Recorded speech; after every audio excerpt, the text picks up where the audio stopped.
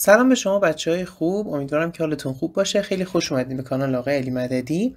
بچه‌ها می‌خوایم از امروز با هم دیگه یه سری ویدیوهای کوتاه محاسبات ریاضی رو یاد بگیریم. بحث امروزمون ضرب کسرها.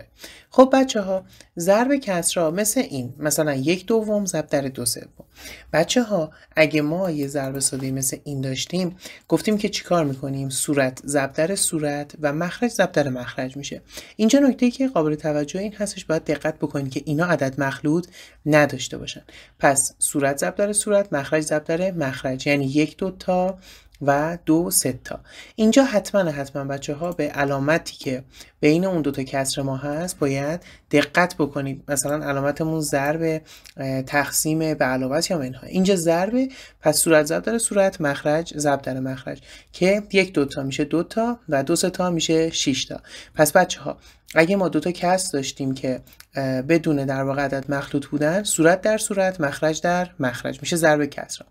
حالا آقای علی مددی اگه یک کسری به من داد مثل 1 و 4/8 ضرب در 1/7 که عدد مخلوط داشت، اون موقع باید چی کار کنم؟ میگم کاری نداره، کافیه که اول از همه عدد مخلوطش رو، یعنی 1 و 4/8 رو بیای و به کسر تبدیل بکنی. چجوری؟ عدد مخلوط ضرب در عدد مخرج به علاوه صورت که 1/8 به علاوه 4 تا که تو صورته جمع میزنیم و دوباره همین اینجا می نویسیم، میشه 12/8 ضرب در 1/7. حالا اینجا شد همون نکته صفحه قبل، صورت در صورت، مخرج در مخرج. خب 12 یکی میشه 12 تا و 8 تا میشه 56 تا. پس بچه‌ها ضرب کسرها اصلا کاری نداره. امیدوارم که درس امروزمون رو یاد گرفته باشید و براتون مفید باشه.